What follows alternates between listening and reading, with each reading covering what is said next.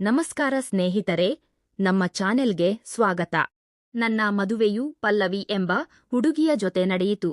ಅವಳು ಬೇರೆ ಹುಡುಗಿಯರಂತೆ ತುಂಬಾನೇ ಸಾಧಾರಣವಾಗಿ ಕಾಣುತ್ತಿದ್ದಳು. ನನಗೆ ಅವಳು ಅಷ್ಟೇನೂ ವಿಶೇಷವಾಗಿ ಇಷ್ಟವಾಗಲಿಲ್ಲ. ಆದರೆ ನನ್ನ ಹೆತ್ತವರ ಒತ್ತಾಯದ ಮೇರೆಗೆ ನಾನು ಈ ಮದುವೆಯನ್ನು ನಿರಾಕರಿಸಲು ಸಾಧ್ಯವಾಗಲಿಲ್ಲ. ಆ ಹುಡುಗಿ ನನ್ನ ತಂದೆಯ ಸ್ನೇಹಿತನ ಮಗಳಾಗಿದ್ದಳು. ಅವಳಿಗೆ ಬೇರೆ ನಗರದಲ್ಲಿ ಓದುತ್ತಿದ್ದ ಒಬ್ಬ ಸಹೋದರಿ ಇದ್ದ ಕಾರಣ ಮದುವೆಯನ್ನು ಆತುರದಲ್ಲೇ ನಿಶ್ಚಯಿಸಲಾಯಿತು. ನಾನು ನಿಮಗೆ ಹೇಳಿದಂತೆ ಮದುವೆಯ ಸಮಯದಲ್ಲಿ ಪಲ್ಲವಿಯ ತಂಗಿ ಸಿಂಚನಾ ತನ್ನ ಪರೀಕ್ಷೆಗಳ ಕಾರಣದಿಂದ ಊರಿನಲ್ಲಿ ಇರಲಿಲ್ಲ. ಆದ್ದರಿಂದ ಅವಳು ಮದುವೆಗೆ ಹಾಜರಾಗಲು ಸಾಧ್ಯವಾಗಲಿಲ್ಲ. ಈಗ ಅವಳ ಪರೀಕ್ಷೆಗಳು ಮುಗಿದಿದ್ದು ಅವಳಿಗೆ ರಜೆ ಸಿಕ್ಕಿದೆ. ಅವಳು ನನ್ನನ್ನು ಮತ್ತು ತನ್ನ ಸಹೋದರಿಯನ್ನು ಭೇಟಿಯಾಗಲು ಕಾತುರದಿಂದ ಕಾಯುತ್ತಿದ್ದಳು. ಅವಳು ಬಿಜಾಪುರದ ಮನೆಗೆ ಬಂದು ನನಗೆ ಕರೆ ಮಾಡಿ, ಹಲೋ ಬಾವಾ, ನಮಸ್ಕಾರ, ನಾನು ನಿಮ್ಮ ಹೆಂಡತಿಯ ತಂಗಿ ಸಿಂಚನಾ, ನೀವು ನನ್ನನ್ನು ಗುರುತಿಸುತ್ತೀರಾ ಎಂದು ಕೇಳಿದಳು. ನಾನು ನಮಸ್ಕಾರ ಹೇಳಿದೆ. ಆದರೆ ನನಗೆ ನಿಮ್ಮ ಹೆಸರು ಮಾತ್ರ ಗೊತ್ತು. ನೀವು ಮದುವೆಗೆ ಬರಲಿಲ್ಲ. ಹಾಗಾಗಿ ನಾನು ನಿಮ್ಮನ್ನು ಹೇಗೆ ಗುರುತಿಸಲಿ ಎಂದೆ. ಅದಕ್ಕೆ ಸಿಂಚನಾ, ಬಾವಾ, ಪರೀಕ್ಷೆ ಮುಗಿದ ತಕ್ಷಣ ನಾನು ಓಡಿ ಬಂದಿದ್ದೇನೆ. ನಿಮ್ಮನ್ನು ಮತ್ತು ಅಕ್ಕನನ್ನು ನೋಡುವ ಹಂಬಲ ನನಗಿದೆ ಎಂದು ಉತ್ಸಾಹದಿಂದ ಕೇಳಿಕೊಂಡಳು. ಆಗ ಆದರ್ಯ, ಸರಿಯಾಯಿತು ಸಿಂಚನಾ, ನಾನು ಸಂಜೆ ನಿನ್ನನ್ನು ಕರೆದುಕೊಂಡು ಹೋಗಲು ಬರುತ್ತೇನೆ ಎಂದು ಹೇಳಿದನು. ಸಿಂಚನಾ ಕೂಡ ಸಂತೋಷದಿಂದ ಒಪ್ಪಿದಳು. ಸಂಜೆ ಆದರ್ಶ ತನ್ನ ಅತ್ತೆ ಮಾವನ ಮನೆಗೆ ಹೋದನು. ಸಿಂಚನಾ ತನ್ನ ಕೋಣೆಯಿಂದ ಹೊರಬಂದ ತಕ್ಷಣ ಆದರ್ಶ ಅವಳನ್ನು ನೋಡಿ ಬೆರಗಾದನು. ಅವಳು ಅತ್ಯಂತ ಸುಂದರಿಯಾಗಿ ಕಾಣುತ್ತಿದ್ದಳು. ಅವಳ ರೂಪವನ್ನು ಕಂಡು ಆದರ್ಶನಿಗೆ ಆಶ್ಚರ್ಯವಾಯಿತು. ಇವಳು ನನ್ನ ಅತ್ತಿಗೆ ಸಿಂಚನಾ, ಪಲ್ಲವಿಗಿಂತಲೂ ತುಂಬಾನೇ ಸುಂದರವಾಗಿದ್ದಾಳೆ. ನನ್ನ ಮದುವೆ ಇವಳ ಜೊತೆ ಆಗಿದ್ದರೆ ಎಷ್ಟು ಚೆನ್ನಾಗಿರುತ್ತಿತ್ತು ಎಂದು ಮನಸ್ಸಿನಲ್ಲಿಯೇ ಅಂದುಕೊಂಡನು. ಅವನು ಅವಳನ್ನು ದಿಟ್ಟಿಸಿ ನೋಡುತ್ತಾ ತನ್ನಲ್ಲೇ ಯೋಚಿಸುತ್ತಾ ನಿಂತಿದ್ದನು. ಅವನ ಹತ್ತಿರ ಬಂದ ಸಿಂಚನಾ ಚುಟುಕಿ ಹೊಡೆದು, ಏನ್ ಬಾವಾ, ನನ್ನನ್ನು ನೋಡಿ ಬೆರಗಾದಿರಾ? ನಾನು ಅಷ್ಟು ಸುಂದರವಾಗಿದ್ದೇನಾ ಎಂದು ನಗುತ್ತಾ ಕೇಳಿದಳು. ನಂತರ, ಬಾವಾ, ಇವಾಗ ಬೇಗ ಹೋಗೋಣ, ಅಕ್ಕನನ್ನು ನೋಡಲು ನನಗೆ ಆತುರವಾಗಿದೆ ಎಂದಳು. ಅತ್ತೆ ಮನೆಯಿಂದ ಅವರ ಮನೆಗೆ ಸುಮಾರು 50 ಕಿಲೋಮೀಟರ್ ದೂರವಿತ್ತು. ರಾತ್ರಿ 9 ಗಂಟೆಯ ಸಮಯದಲ್ಲಿ ಅವರು ಕಾರಿನಲ್ಲಿ ಹೊರಟರು. ದಾರಿಯಲ್ಲಿ ಹೋಗುವಾಗ ಆದರ್ಯ, ಸಿಂಚನಾ, ನೀನು ತುಂಬಾ ಸುಂದರವಾಗಿದ್ದೀಯಾ. ಪಲ್ಲವಿ ನಿನ್ನ ಮುಂದೆ ಸಾಧಾರಣವಾಗಿ ಕಾಣುತ್ತಾಳೆ ಎಂದನು. ಅದಕ್ಕೆ ಸಿಂಚನಾ, ಬಾವಾ, ಯಾಕೆ ತಮಾಷೆ ಮಾಡುತ್ತಿದ್ದೀರಿ? ಅಕ್ಕ ಮತ್ತು ನಾನು ಒಂದೇ ತರಹ ಕಾಣುತ್ತೇವೆ ಎಂದು ಉತ್ತರಿಸಿದಳು. ಆದರ್ಶ ಮತ್ತೆ, ಇಲ್ಲ, ನೀನು ಅವಳಿಗಿಂತಲೂ ಆಕರ್ಷಕವಾಗಿದ್ದೀಯಾ.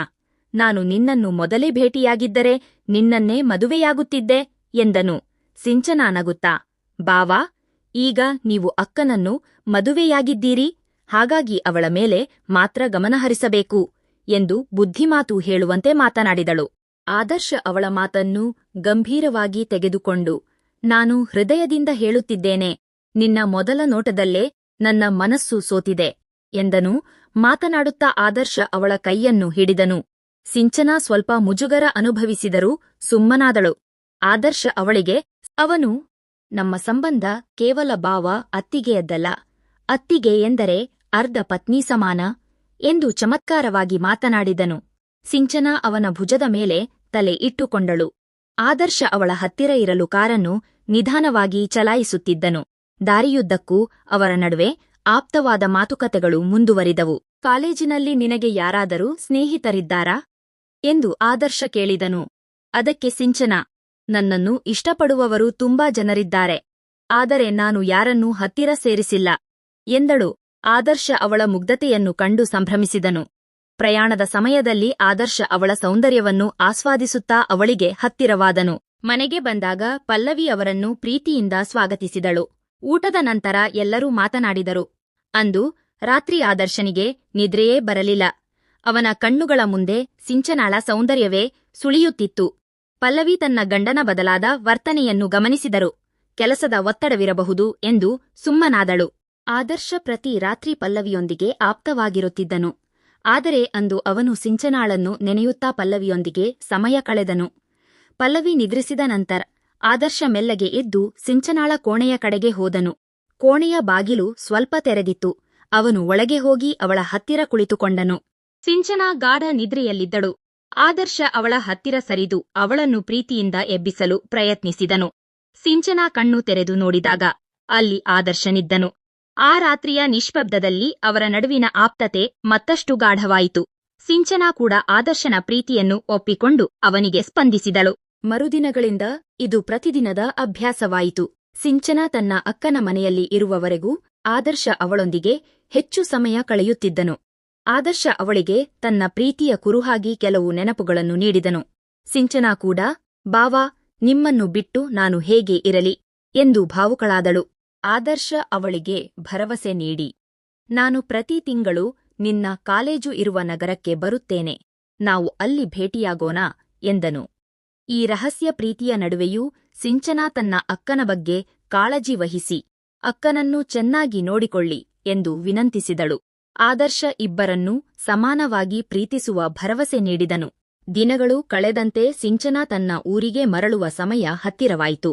ಆದರ್ಶ ಮತ್ತು ಸಿಂಚನಾ ಇಬ್ಬರಲ್ಲೂ ಒಂದು ರೀತಿಯ ಮೌನ ಆವರಿಸಿತ್ತು.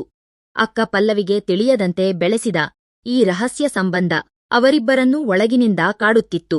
ಆದರೂ ಆದರ್ಶ ಕೊಟ್ಟ ಭರವಸೆಯ ಮೇಲೆ ಸಿಂಚನಾಳಿಗೆ ನಂಬಿಕೆಯಿತ್ತು.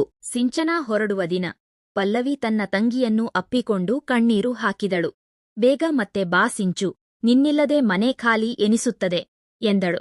ಸಿಂಚನಾ ತನ್ನ ಅಕ್ಕನ ಮುಗ್ಧತೆಯನ್ನು ನೋಡಿ ಮನಸ್ಸಿನಲ್ಲಿಯೇ ಕ್ಷಮೆ ಕೇಳಿಕೊಂಡಳು.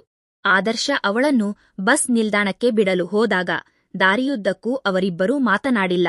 ಬಸ್ ನಿಲ್ದಾಣದಲ್ಲಿ ಬಸ್ ಹತ್ತುವ ಮೊದಲು ಆದರ್ಶ ಸಿಂಚನಾಳ ಕೈಹಿಡಿದು, ನಾನು ಹೇಳಿದ ಮಾತು ನೆನಪಿರಲಿ, ಮುಂದಿನ ತಿಂಗಳು ನಾನು ನಿನ್ನ ನಗರಕ್ಕೆ ಬರುತ್ತೇನೆ, ನಮ್ಮ ಈ ಪ್ರೀತಿ ಹೀಗೆಯೇ ಮುಂದುವರಿಯುತ್ತದೆ ಎಂದು ಭರವಸೆ ನೀಡಿದನು. ಸಿಂಚನಾ ಮುಗುಳ್ನಕ್ಕು, ಬಾವಾ, ಪ್ರೀತಿ ಇರಲಿ, ಆದರೆ ಅಕ್ಕನ ನಗು ಮಾತ್ರ ಮಾಸಬಾರದು ಎಂದು ಹೇಳಿ ಬಸ್ ಹತ್ತಿದಳು. ಮನೆಗೆ ಮರಳಿದ ಆದರ್ಶನಿಗೆ ಈಗ 2 ಜವಾಬ್ದಾರಿಗಳಿದ್ದವು. ಒಂದು, ತನ್ನ ಪತ್ನಿ ಪಲ್ಲವಿಯೊಂದಿಗಿನ ಸಂಸಾರವನ್ನು ನಿಭಾಯಿಸುವುದು. ಇನ್ನೊಂದು, ಸಿಂಚನಾಳ ಮೇಲಿರುವ ತನ್ನ ಅತೀವ ಆಕರ್ಷಣೆಯನ್ನು ಗುಟ್ಟಾಗಿ ಕಾಪಾಡಿಕೊಳ್ಳುವುದು.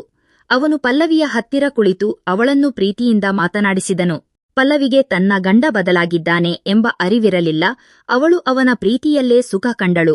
ಕೆಲವು ವಾರಗಳ ನಂತರ ಆದರ್ಶ ತಾನು ಹೇಳಿದಂತೆಯೇ ಸಿಂಚನಾ ಇರುವ ನಗರಕ್ಕೆ ಕೆಲಸದ ನಿಮಿತ್ತ ಹೋಗುವುದಾಗಿ ಪಲ್ಲವಿಗೆ ಸುಳ್ಳು ಹೇಳಿ ಹೊರಟನು. ಅಲ್ಲಿ ಒಂದು ಸುಂದರ ಹೋಟೆಲ್ನಲ್ಲಿ ವಾಸ್ತವ್ಯ ಹೂಡಿ ಸಿಂಚನಾಳಿಗೆ ಕರೆ ಮಾಡಿದನು. ಸಿಂಚನಾ ಓಡಿ ಬಂದು ಅವನನ್ನು ಸಂಧಿಸಿದಳು. ಅವರ ಭೇಟಿ ಮೊದಲಿನಂತೆಯೇ ರೋಚಕವಾಗಿತ್ತು. ಆದರೆ ಈ ರಹಸ್ಯ ಸಂಬಂಧ ಎಷ್ಟು ದಿನ ನಡೆಯುತ್ತದೆ ಎಂಬ ಆತಂಕ ಅವರಿಬ್ಬರನ್ನೂ ಕಾಡುತ್ತಿತ್ತು. ಆದರ್ಶ ಸಿಂಚನಾಳ ಸೌಂದರ್ಯಕ್ಕೆ ಮರುಳಾಗಿದ್ದರೂ ಪಲ್ಲವಿಯ ನಂಬಿಕೆಯನ್ನು ಕಳೆದುಕೊಳ್ಳಲು ಸಿದ್ಧನಿರಲಿಲ್ಲ. ಸಿಂಚನಾ ಕೂಡ ತನ್ನ ಭಾವನ ಪ್ರೀತಿಯಲ್ಲಿ ಮಿಂದೆದ್ದರೂ ತನ್ನ ಅಕ್ಕನಿಗೆ ದ್ರೋಹ ಮಾಡುತ್ತಿದ್ದೇನೆ ಎಂಬ ನೋವು ಅವಳ ಮನದ ಮೂಲೆಯಲ್ಲಿ ಉಳಿದಿತ್ತು. ಹೀಗೆ ಆದರ್ಶ ತನ್ನ ಜೀವನದ ಈ 2 ಕವಲುಗಳನ್ನು ಸಮತೋಲನ ಮಾಡಲು ಕಲಿಯುತ್ತಿದ್ದನು. ಅವನಿಗೆ ಗೊತ್ತು, ಇದು ಅಪಾಯಕಾರಿ ಆಟ ಎಂದು. ಆದರೂ ಸಿಂಚನಾಳ ಮೇಲಿರುವ ವ್ಯಾಮೋಹ ಅವನನ್ನು ಅವಳತ್ತ ಸೆಳೆಯುತ್ತಲೇ ಇತ್ತು. ಅಕ್ಕನ ಮೇಲಿನ ಗೌರವ ಮತ್ತು ತಂಗಿಯ ಮೇಲಿನ ಆಕರ್ಷಣೆಯ ನಡುವೆ ಆದರ್ಶನ ಜೀವನ ಒಂದು ವಿಚಿತ್ರ ತಿರುವಿನಲ್ಲಿ ಸಾಗತೊಡಗಿತು.